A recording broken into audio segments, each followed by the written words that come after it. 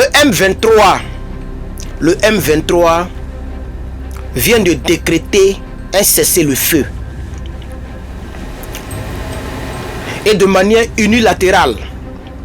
Et le M23 a cessé, à temporiser, c'est le mot que j'ai envie d'utiliser, à temporiser, parce que c'est temporaire, à temporiser leur frappe. Et pour ceux qui ne le savent pas, depuis le 3, c'est-à-dire hier, aujourd'hui le 4, mardi 4, depuis le 3 février 2025, le mouvement du 23 mars, à l'abrégé M23, qui était un mouvement rebelle, a annoncé le cessez-le-feu. Et ce cessez-le-feu rentre en vigueur aujourd'hui. Donc, de Goma à je ne sais où, toutes les opérations militaires ont cessé ou ont baissé. Et voici les raisons, d'après eux.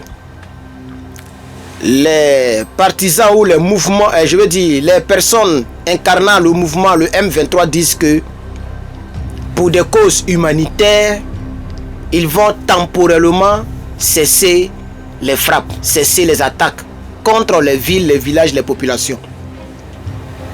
Mais ce qui est important de signifier, voilà, mon truc est coupé, ça faisait trop de bruit, voilà, le chauffage est coupé. Ce qui est important à signifier, c'est que ce n'est pas la première fois que le M23 annonce le cessez-le-feu, hein. Ce n'est pas la première fois. Le M23 avait déjà auparavant annoncé le cessez-le-feu et bizarrement, eux-mêmes, ils ne respectent pas le cessez-le-feu. Un rebelle reste toujours un rebelle. Alors, voici les conditions du M23. Le M23 n'a pas précisé combien de temps ça va prendre de cesser le feu, une semaine, un mois, je ne sais quoi. Mais j'ai ici les conditions, les revendications. Le M23 demande le retrait des forces armées étrangères, notamment de celles de la communauté de développement de l'Afrique australe, SADC. Et le M23 demande aussi, revendique aussi, une ouverture de la part des autorités, c'est-à-dire Tshisekedi Félix, une ouverture au dialogue politique inclusif. Alors, c'est une nouvelle demande que le M23 vient de mettre sur pied, mais le problème, c'est que le gouvernement n'a pas encore réagi. Le gouvernement Tshisekedi, je veux dire le régime Tshisekedi, n'a pas encore réagi.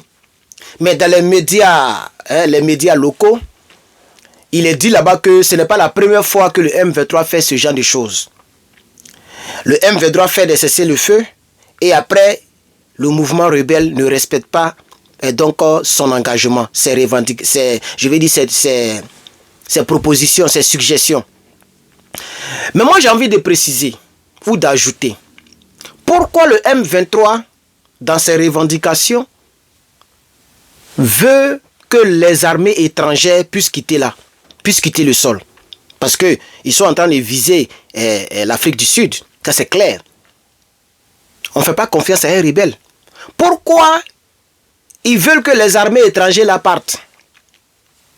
Les armées étrangères les dérangent ou quoi? Moi c'est l'analyse que je veux ajouter quoi. Oui, c'est une histoire de quoi? Hein? Est-ce que les armées étrangères dérangent le M23 au point de donner comme revendication leur départ?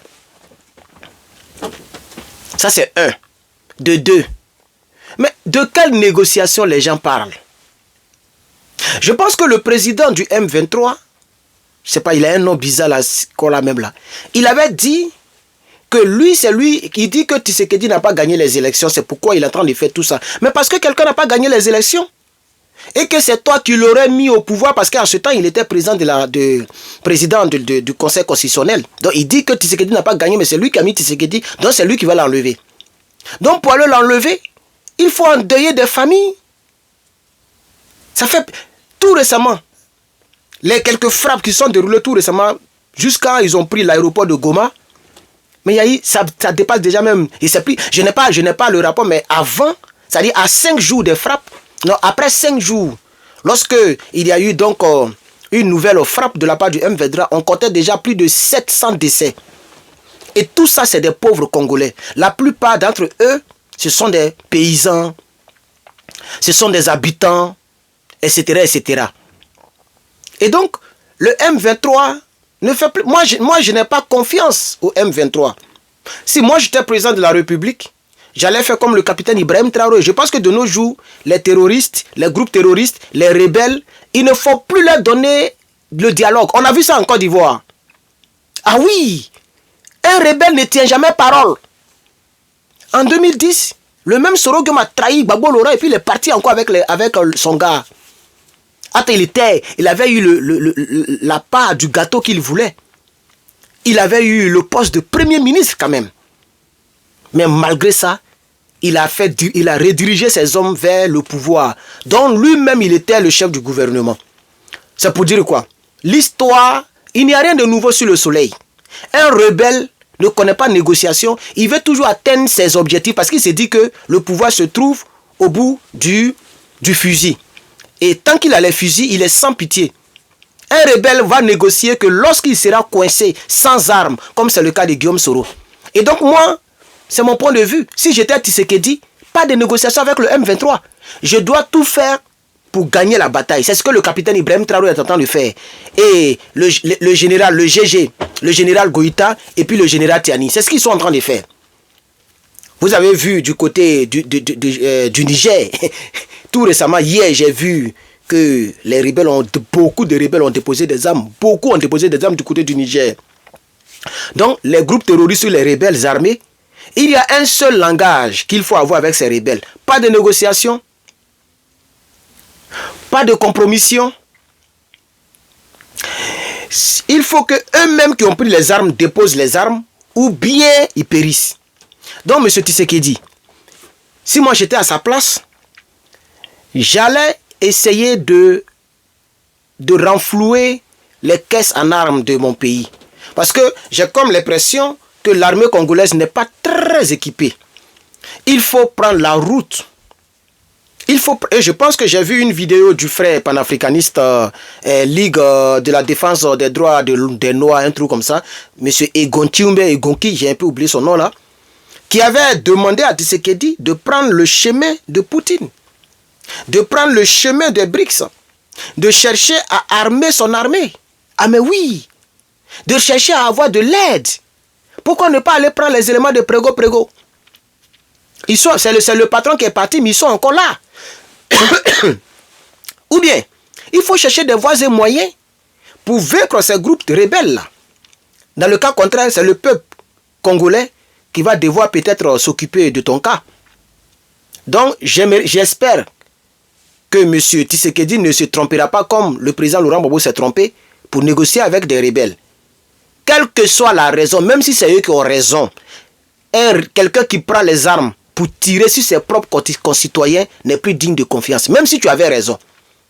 Même si c'est ce gars-là qui a mis Tshisekedi au pouvoir, comme il le prétend. Ok? Le fait de prendre des armes pour endeuiller des familles, pour faire des milliers de déplacements, des milliers, presque même 1 million de déplacements déjà. Dans un pays où il y a tellement de gangs, dans un pays où des gangs on dirait du pain. Vous ajoutez encore une rébellion armée. Donc moi, Herman le Patriote, si j'étais à la place de Tshisekedi, je pense que c'est ce que j'aurais dû faire. Vous comprenez? Alors regardez un peu ce que les médias disent. Ils disent que ce n'est pas la première fois que le M23 décrète un cessez-le-feu qui ne respecte pas à la suite. Voici ce qui revient en boucle sur les médias.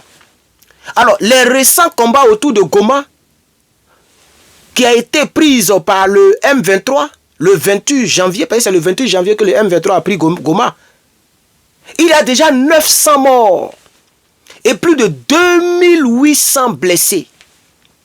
Et ça, c'est simplement une estimation. Parce qu'on n'a pas compté tous les cadavres en tant que tels. Mais les disparus, les trucs, c'était l'ONU qui a fait l'estimation. Vous comprenez?